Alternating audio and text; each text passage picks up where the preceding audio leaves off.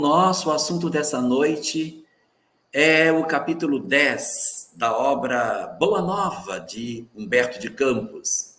Hoje vamos ter a oportunidade de abrir as páginas dessa obra sobre um tema em particular, sobre o perdão.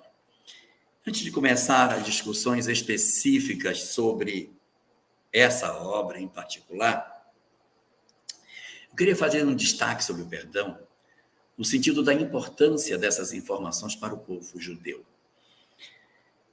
Essa ideia do perdão, pensamento de que você, diante de alguém que lhe feriu, precisa fazer uma nova história, ela já existia, mas lá no Oriente. Se nós pegarmos os Vedas, nós encontramos nos Vedas, que é uma obra muito antiga, informações a esse respeito. Há uma frase que é muito atribuída a Buda: "Sê como o sândalo que perfuma o machado que o fere." Essa frase linda, imagine a árvore de sândalo e vem o machado e golpeia a árvore, fere, machuca, magoa. O machado entra e fere a árvore. O que faz a árvore com aquele que o feriu? Sê como o sândalo que perfuma o machado que o fere.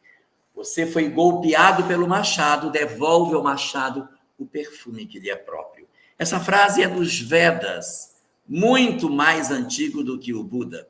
Mas o Buda usou também, porque o Buda ele tem raízes védicas nas suas pregações. Existe fundamentalmente dois grandes veios de formação religiosa no mundo: as religiões do braço védico e as religiões do braço abraâmico. As religiões abraâmicas são fundamentalmente três: o judaísmo, o cristianismo e o islamismo, as três monoteístas. E no braço dos Vedas, o braço védico, você tem as diversas linhagens de doutrinas orientais.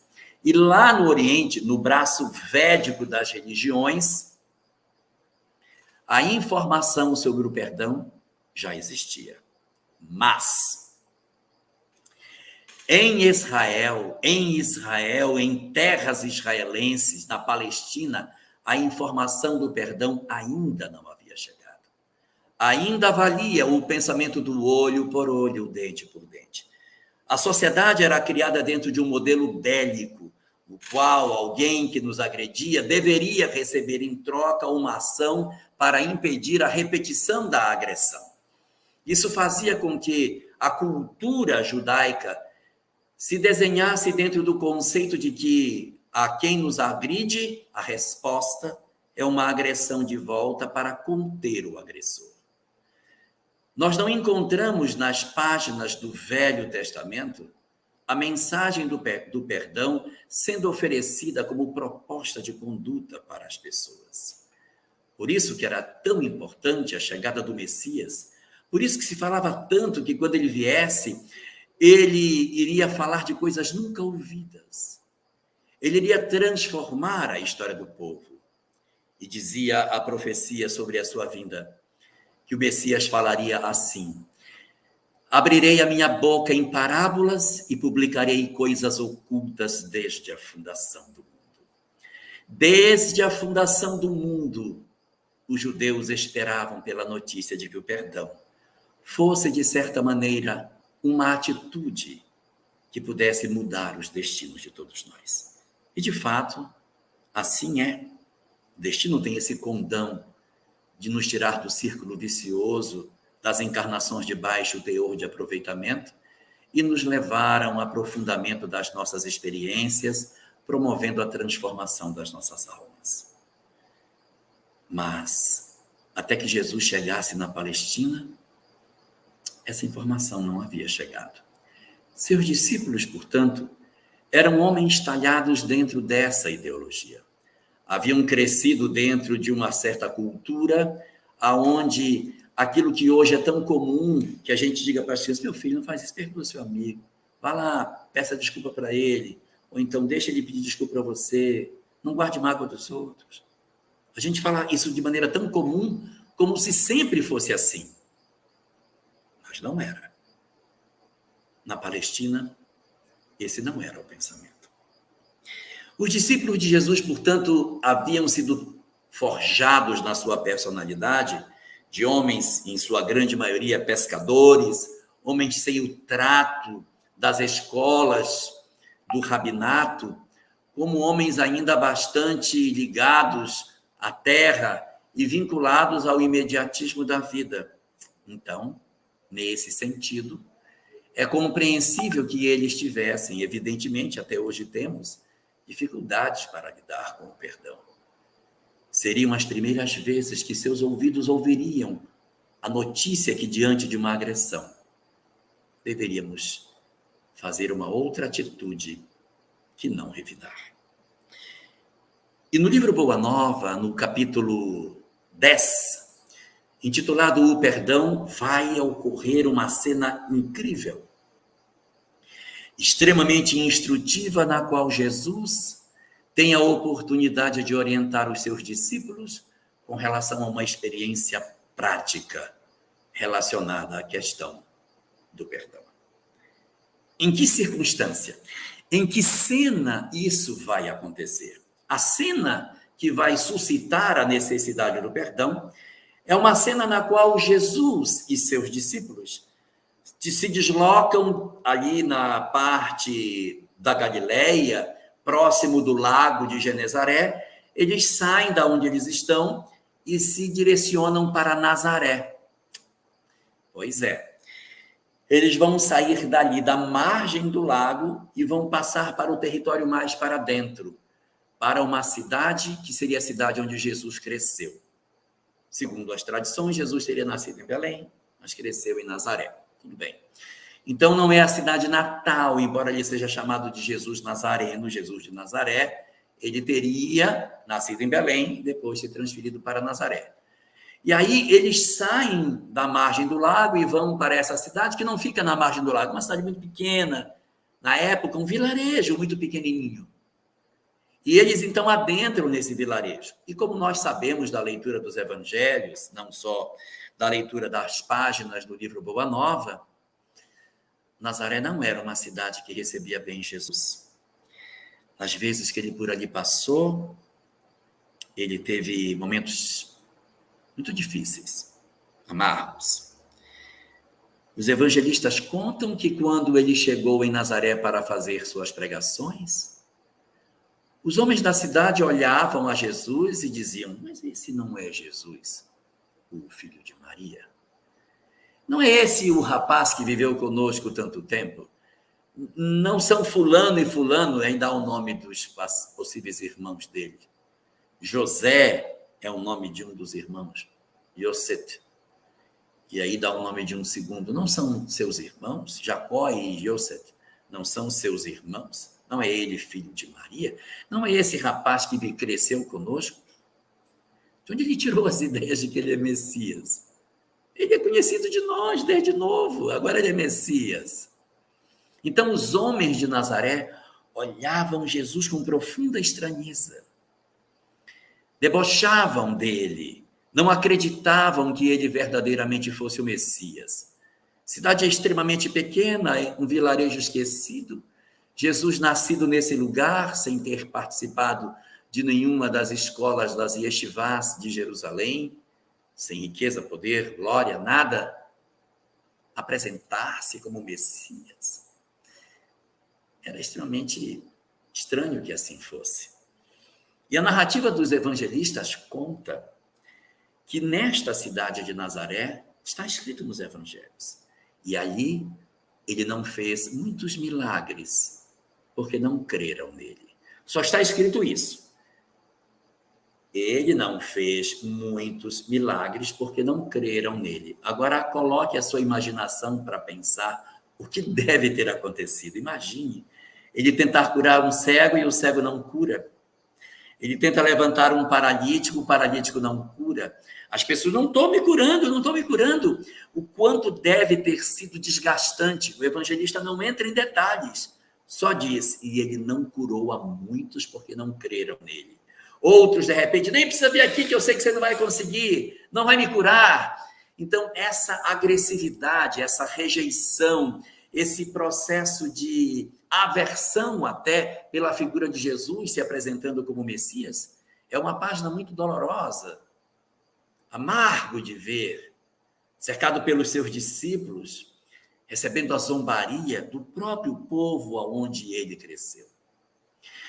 Na narrativa dos evangelhos, chega a se dar até um detalhe, que quando veem que ele está dizendo que ele é o Messias, os homens o tomam pelo braço e o arrastam até um local para jogá-lo de um penhasco. Está nos evangelhos.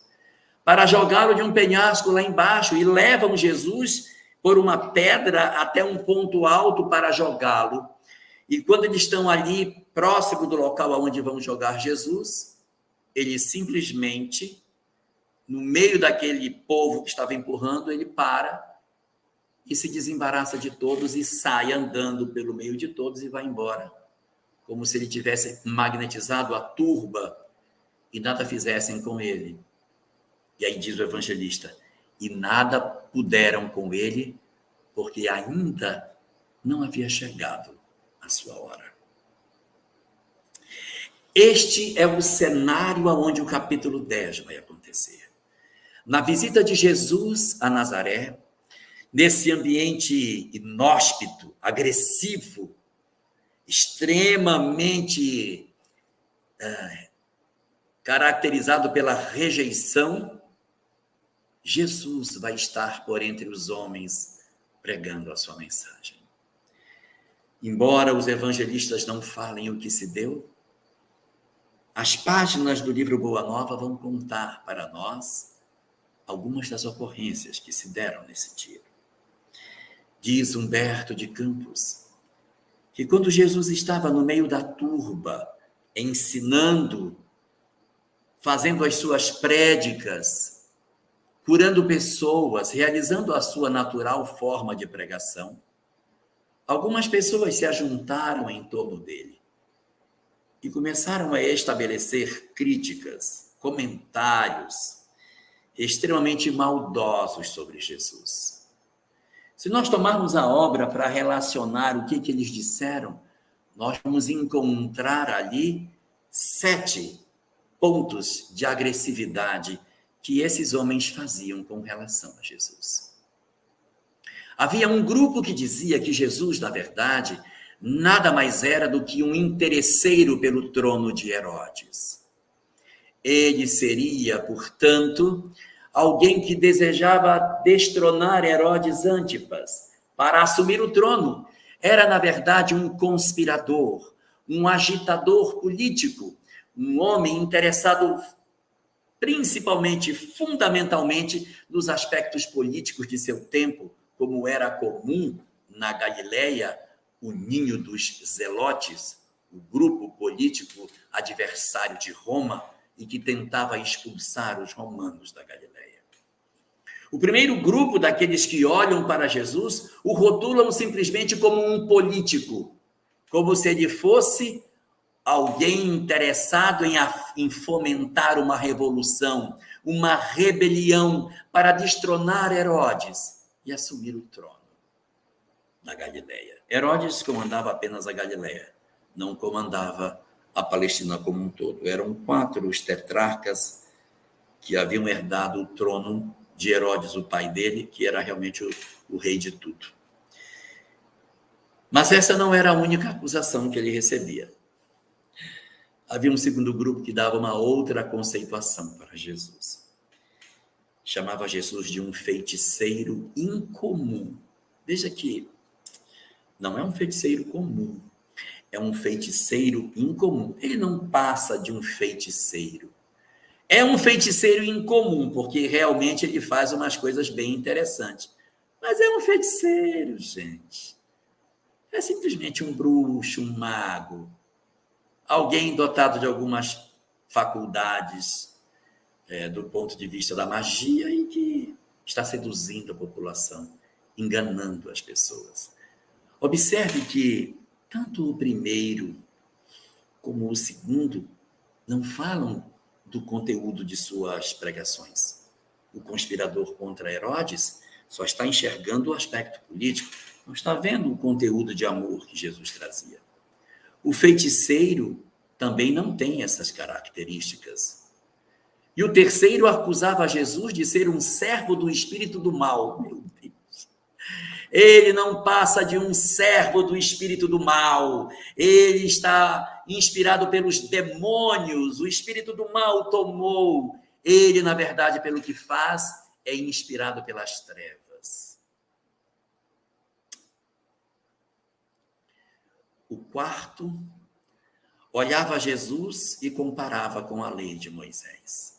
E dizia, esse é um inimigo de Moisés. Sua doutrina quer derrubar Moisés. Ele é contrário às nossas tradições. Ele é contrário à lei. Ele é, na verdade, um homem que precisa ser contido pelos anátemas que ele faz. Ele é um blasfemo.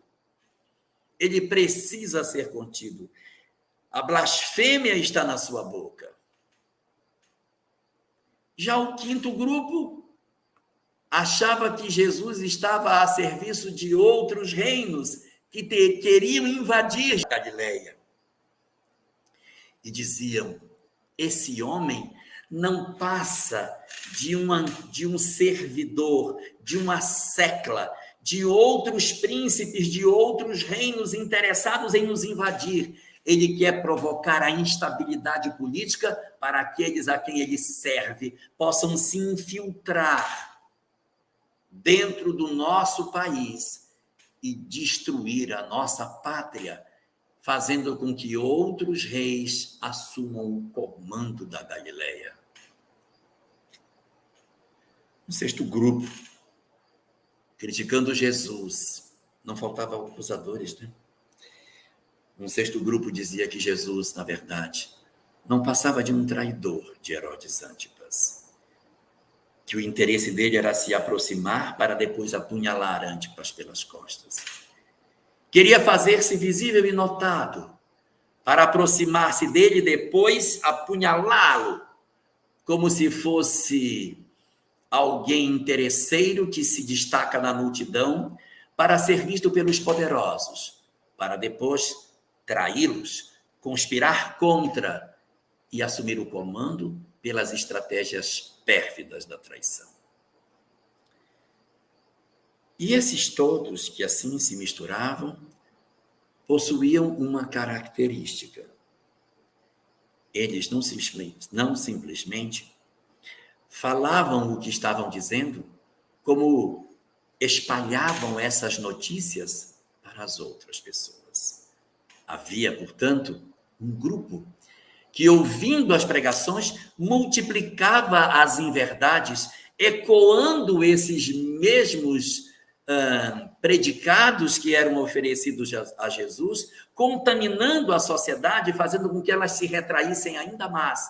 E espalhava-se, já naquela época, as fake news na cidade de Nazaré. Um ovo de cidade, mas já cheia de fake news, exatamente porque nós temos esse veso de ouvir o que os outros nos falam sem tirarmos lições por nós próprios daquilo que a gente pode aprender. O ambiente era extremamente agressivo para Jesus.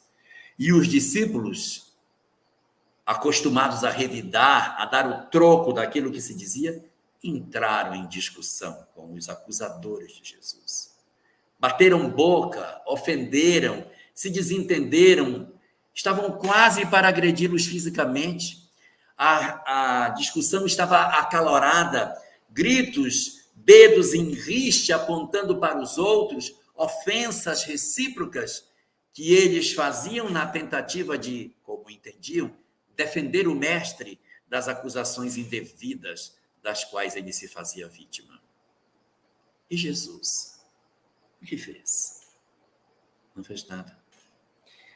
Não se defendeu, não contestou, não agrediu os homens, apenas se retirou. Diante da calúnia, das imagens negativas sobre ele, das interpretações infelizes dos seus propósitos, o Cristo não teria se defendido. Não teria feito nenhum movimento no sentido de coibir a ação dos homens. Ele poderia.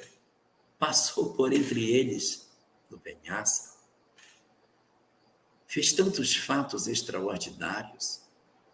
Ele, o governador da terra, o que não poderia ter feito com as criaturas que o acusavam. Mas a grandeza dos espíritos não se mede pela força material com que eles se apresentam, mas pela fortaleza de espírito e pela compreensão dilatada do que seja a vida, pela ressignificação dos propósitos do existir que eles apresentam. Nós não vamos reconhecer os grandes espíritos por eles fazerem fatos extraordinários e grandiosos, apesar de Jesus tê-los feito. Homens perversos também já fizeram feitos extraordinários. Não é isso que garante a sublimidade de uma alma, mas a capacidade dela de entender os propósitos superiores do existir, a capacidade de lidar nas horas de crise, o dom de encontrar a solução doce para os momentos conflituados e conseguir não colidir, conseguir resolver as coisas sem a confrontação, sem o enfrentamento desnecessário, que muitas vezes nós procuramos fazer na crença de que assim estamos defendendo os nossos ideais superiores. O que nós encontramos de notícias sobre todas essas coisas? Conta Humberto de Campos que depois dessa quantidade enorme de acusações e dessas discussões acaloradas dos discípulos com os acusadores de Jesus, em que alguns deles ficaram profundamente irritados, Felipe e Pedro eram os mais inflamados, estavam profundamente mexidos pela agressão que o mestre havia recebido. Esses, então, foram procurar Jesus, indignados por ele não ter reagido, ele deveria ter reagido, e chegar: Senhor, vimos que tu não reagiste, eles te acusam, e tu não dizes nada, tu vais deixar eles te acusarem. Jesus, então, na sequência do capítulo, vai responder aos discípulos através de perguntas que eles fazem, as respostas que Jesus vai lhes oferecer, costurando dessa forma a sua visão sobre essas questões. Se nós pudéssemos pegar essas lições que o livro nos oferece para essas 7 acusações que ele recebeu, nós vamos encontrar 10 lições de Jesus sobre o perdão. Aí a gente pega aí uma cartela para marcar, para ver se a gente marcou algum ponto nessa cartela. Vamos ver quem é que vai fechar a cartela e gritar bingo, se estiver cuidando desses 10 pontos, como sendo, de repente, as estratégias que Jesus nos apontou para que nós utilizássemos nas nossas horas de acusação indébita. Lá vai. Vamos começar as lições de Jesus para nós. Lição número 1. Quando questionado pelos discípulos do porquê não se defendeu, responde Jesus: a melhor réplica é sempre a do nosso próprio trabalho. Defender-se com palavras não é tão valoroso como defender-se com as nossas próprias ações. Diante das acusações que possamos receber, não nos defendamos simplesmente com palavras, mas defendamos a nós próprios com as nossas atitudes. Se alguém nos acusa, movimentemos o nosso íntimo para que os nossos atos, para que a nossa forma de viver represente para todos nós a condição de entendermos que sim, verdadeiramente são as nossas atitudes que revelam quem nós somos e não o que dizemos. Portanto, a melhor réplica será sempre a do nosso próprio trabalho. Acusações no lar, ofensas no lar, responda com a sua própria atitude. Acusações no trabalho, responda com as suas próprias atitudes. Em todos os grupos sociais que participemos, acusações na casa espírita, respondamos com nossas atitudes e com o nosso trabalho. Não pensemos que as nossas palavras, ainda que belas, terão mais poder de convencimento do que os nossos atos, porque os que acusam não irão se convencer por aquilo que dizemos. Eles estão falando e nós vamos falar o contrário. Então, são falas numa direção, falas na outra, armas semelhantes. Então, acaba não havendo a condição de demonstração efetiva de que um dos dois está correto. São apenas palavras. As palavras contra atos não tem jeito, porque não há nada mais convincente do que uma atitude. Então eu falo e o outro diz, olha a atitude dele. Então nossas atitudes é que deverão falar por nós, ao invés das nossas simples palavras. Lição número 2, oferecida por Jesus a seus discípulos. Quando eles dizem, mas Senhor, mesmo assim, você poderia ter se defendido. Eu quis defendê-lo, eu parti para cima e eu falei mesmo. Eu ataquei. Estavam lhe atacando, eu ataquei também. Jesus então diz, segunda lição, só devemos dizer aquilo que o coração pode testificar, mediante atos sinceros. Não adianta eu querer dizer uma coisa que os meus atos não combinam com o que eu estou dizendo. Então, eu posso até me defender. Não pode usar palavras? Pode. Mas as palavras precisam estar eivadas da energia que advém dos atos. Quando eu olho para alguém e digo, eu não seria capaz de fazer isso. E eu estou convicto de que as minhas ações não fariam isso, a minha fala ela vai carregada de autoridade, porque eu estou num estado psicológico no qual eu consigo dizer que sim, a minha condição mental me garante dizer, sem agredir, que eu não faria isso. Mas para que eu diga, é necessário primeiro que eu esteja calçado pelos bons atos, para que as minhas palavras estejam repletas de boas energias. Se eu, ao contrário, ofereço palavras vazias que não são verdadeiras, elas se desfazem, elas não conseguem ter a autoridade. Então, a segunda das lições de Jesus é, pode falar? Pode falar. Mas se você for falar, tenha certeza de que seu coração está repleto das energias que advêm desse momento através do qual as nossas almas, consultando o nosso íntimo, sabem que os nossos atos interpretam de maneira legítima aquilo que dizemos. Lição número 3. Os discípulos inconformados começam a dizer que é inadmissível. Fazemos um trabalho tão bom e eles não reconhecem o trabalho. O trabalho, mestre, que o senhor faz não merece crítica de ninguém. É absurdo alguém apresentar alguma crítica para um trabalho que só é de amor. E o senhor não defende. Não é admissível que uma pessoa ainda encontre formas para criticar o trabalho que o senhor desenvolve. Todos deveriam, portanto, reconhecer a grandeza do trabalho que o senhor faz. Resposta do Cristo. Todos nos elogiarem não é atestado de que estamos certos. Não é lindo? Não é porque todos concordam conosco que nós estamos certos.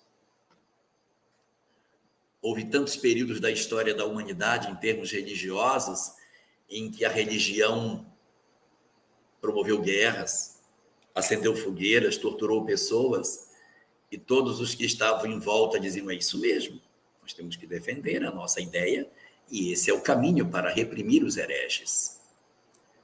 todos elogiarem, não é atestado de que estamos certos. Não é. Não é por aí que nós vamos ter a convicção de que nós estamos corretos. Se alguns nos criticam, não quer dizer que nós não estamos alcançando êxito. Porque é compreensível que algumas pessoas possam pensar diferente de nós. Lição número 4. Dizem os discípulos, mas eles precisam entender que o trabalho que nós fazemos é um trabalho maravilhoso. Eles não entendem isso. Eles não compreendem o que fazemos. Nós temos que fazer alguma coisa para que eles nos entendam e tem que procurar para provar a eles que nós somos bons. Responde Jesus. Nosso papel não é convencê-los do que fazemos. Nosso papel é servir a Deus. Ao invés de nós perdermos tempo discutindo e tentando convencer os outros, façamos a nossa parte. Sirvamos a Deus. Sigamos na rota que a gente tem para fazer. Então, há dificuldade? Mantenha-se no trabalho. Dobrou a dificuldade? Permaneça no trabalho. Porque afastando-nos do trabalho, perdemos a conexão com aqueles que nos tutelam. E aí vai ficar mais difícil. Abandonar a tarefa porque somos criticados é indicar que nós não estamos entendendo a quem servimos. Não servimos aos homens, não servimos aos que nos criticam, servimos a Deus, até mesmo no trabalho profissional. Servimos a Deus, estamos a serviço da vida na atividade que desempenhamos. Esse, o quarto conselho do Cristo. Não esquecer que o nosso papel não é agradar aos homens, mas servir a Deus. Quinto deles, os discípulos dizem, mas Senhor, o que o Senhor está propondo é muito difícil. O Senhor está querendo que a gente perdoe esses homens? Não tem como fazer isso. Eu posso até perdoar, mas eles vão ficar atravessados na minha garganta. Até perdoo, mas não vou conseguir engolir isso. E diz o Cristo, perdão não funciona assim. O perdão tem que ser oferecido com espontaneidade, lavando o coração, retirando de nós todas as tintas de dores, de ressentimentos. O perdão precisa lavar a alma por dentro para nos libertar, para nos desalgemar da circunstância infeliz de termos as nossas histórias atreladas àqueles a quem odiamos. Conceito número 6. O sexto dos conselhos oferecidos por Jesus. Os discípulos disseram, mas Senhor, não tem como. Não vou perdoar um homem desse.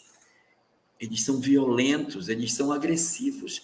Aí eu perdoo, ele vem e me esfaqueia, me mata, me agride, me fere. É certo que eu perdoe quem me agride e ele vem depois e ainda me machuca mais e pode até me matar? É certo fazer isso? Jesus então diz, o perdão não exclui a necessidade da vigilância. Por quê? Porque às vezes a gente acha que perdão significa dizer que a pessoa agora é meu amiguinho que eu vou andar de beijos e abraço com ele. Não, não é isso. Perdão aos inimigos não é tratar o inimigo como amigo, é lavar o nosso coração para não carregar o peso do ressentimento para onde nós vamos, para não carregar o outro dentro de mim com ódio. Tira ele de dentro de você. Perdoar é não carregar. Jesus não carregou esses homens, eles estavam criticando, ele simplesmente se retirou e não os carregou dentro de si. Mas isso não significa dizer que nós temos que esquecer a prudência que nós devemos manter em função da necessidade de vigilância que as nossas atitudes precisam cuidar diante daqueles que nos são perigosos, agressivos. Eu perdoo não é para dizer eles não têm culpa alguma. Perdoo significa eu não carrego mágoa de você. Porque cada um de nós responderá à própria lei pelo que fez. Perdoar o outro não tira as culpas que o outro possui. Apenas me liberta para que eu faça uma história nova. Mas se eu não perdoo e guardo ódio, eu atrelo a minha história à dele e me condeno a caminhar com aquela criatura, pelas existências afora que eu tiver que viver, nos processos reencarnatórios que eu terei que experimentar. Então, não é, na verdade, o perdão um instrumento que vai dizer, não, eu perdoei, então agora eu o amo, no sentido de que agora eu não tenho mais receio nenhum dele. Não. O perdão aos inimigos, o perdão significa, eu não quero guardar mágoa de você. Eu não levo peso, mas eu tenho a prudência, a vigilância, porque eu não tenho certeza se você não fará de novo. Mas eu não quero carregar o peso dentro de mim, ficar lamentando, lembrando com ódio de noite, sem dormir, ou falando para as pessoas do que você me fez, ou tramando vinganças. Nem se trama vinganças, nem se fala disso para os outros, e nem se planeja com o nosso pensamento o desejo do mal para aqueles que foram nossos agressores. Conselho número 8, apresentado, conselho número 7, apresentado por Jesus. Pedro, nessa hora, diz assim para ele, mas eu vou dar perdão para ele se ele nem se arrependeu, é certo isso? O cara nem se arrependeu e eu dou perdão, ele vai fazer de novo? Tudo bem, essa história de perdão, tudo bem, mas o cara tem que se arrepender. Ele se arrepende, aí eu digo, tudo bem, você está perdoado. De Jesus. Não é necessário que o outro se arrependa para que você o perdoe. Ah, mas eu quero que ele venha até mim, se ajoelhe nos meus pés e diga, me perdoa pelo que eu fiz. Eu digo, você está perdoado. Esse é um nível de perdão, mas o perdão que o Cristo propõe é o tempo todo. Não se precisa esperar que o outro se arrependa. Ah, mas ele não se arrependeu. Problema dele se ele não se arrependeu. No livro Momentos de Decisão, no capítulo 18, uma mensagem chamada Culpa e Resgate, Marco Prisco diz o seguinte, se você tem alguma coisa contra alguém, vá com esse alguém e peça desculpa. Se ele não lhe perdoar, problema dele. Mas se você não pedir perdão, problema seu. Então, nós temos que pensar que não é porque o outro não se arrependeu que eu tenho que carregar o peso daquilo que ele me fez até o dia que ele se arrepender. Aí eu já estou doente. Então, eu tenho que fazer tudo para me desembaraçar, ainda que ele não tenha se arrependido. Ele vai se entender com a lei para lá, sei lá como ele vai fazer. Mas se eu guardar ódio, mágoa, eu atrelo o meu destino ao dele. Eu não quero carregar esse peso. Então, solta o cidadão. Liberta o companheiro para que você possa fazer uma nova história e ele possa fazer uma nova também. Conselho número 8. Felipe, um dos discípulos, indignado, diz, mas Senhor, esses homens são homens endurecidos. Vai dar perdão para um cara desse que é mau? Perdão para um cara desse que não tem propósitos superiores? Ou perdoar um criminoso que lhe agride, que lhe debocha? É certo perdoar um cara desse? Ele não merece perdão, ele não se arrependeu, ele não mudou, ele é uma pessoa má, não tem sentido perdoar os maus. E Jesus pergunta para Felipe, Felipe, nem tu edificaste o reino de Deus dentro de ti. Como que tu queres criticar isso no outro, se nem tu mesmo conseguiste ainda edificar dentro da tua alma essa condição espiritual? Tu e ele também são indivíduos caminhando na direção de Deus. Não vale a pena, portanto, ficar julgando os outros por serem imperfeitos, quando nós, da nossa parte, também somos almas profundamente endividadas com a lei. Penúltima de todas as recomendações de Jesus. Pedro disse, então quer dizer que a gente não tem que se defender. Então o cara agride, ofende e a gente fica calado, não fala nada. Aí Jesus disse, não, se as tuas ações conseguem testemunhar pela tua fala, Se você já possui uma vivência que testemunha o que tu estás falando, de tal sorte que você vai falar sem ódio, sem agressão, sem violência, se você vai falar para tentar justificar sem estar movido pela ira, você até pode fazer. Pode. Mas tem uma condição que está colocada na 9ª das recomendações. Pode defender-se, mas sem perder tempo. Sem perder tempo. Você se defende, mas não insiste. Passar uma tarde discutindo com uma pessoa pela rede social. Não é, sim ou não, não, mas não pode, pode, não pode. E estamos com uma série de agressões em rede social, na tentativa de justificar para os outros o que pensamos, quando os outros já estão convictos do que pensam e nós queremos achar que as nossas palavras vão mudar a cabeça de alguém. Perda de tempo. Defender-se? Sim, mas sem perder tempo. Dar a utilização exata para as coisas, sem essa insistência descabida de insistirmos até a exaustão na expectativa ingênua de que as nossas falas vão mudar o pensamento do outro. E como última das recomendações de Jesus, a que eu achei mais bonita de todas, a mais bela das recomendações de Jesus com relação a todas essas questões. Quando os seus discípulos dizem, mas eles lhe agridem, eles lhe ofendem, eles parecem não entender aquilo que estamos levando, aquilo que o Senhor está pregando. Eles precisam conhecer a mensagem para que eles se agradem do que falamos, porque a mensagem é ótima. E Felipe diz, é inaceitável que eles não se agradem do que o Senhor prega. E o Cristo responde, querer agradar a todos é, no fundo, vaidade. Querer que todos se agradem de nós, no fundo, é vaidade. Se o Messias já havia vencido as imperfeições humanas, a vaidade não fazia parte dos seus sentimentos. Querer que todos se agradem do que eu estou falando, que todo mundo goste, no fundo, é alimentar a vaidade dentro de mim, como se eu fosse realmente um pregador extraordinário que agrada a todos. Mas, o que diz Jesus? Vaidade, querer que todos se agradem de nós.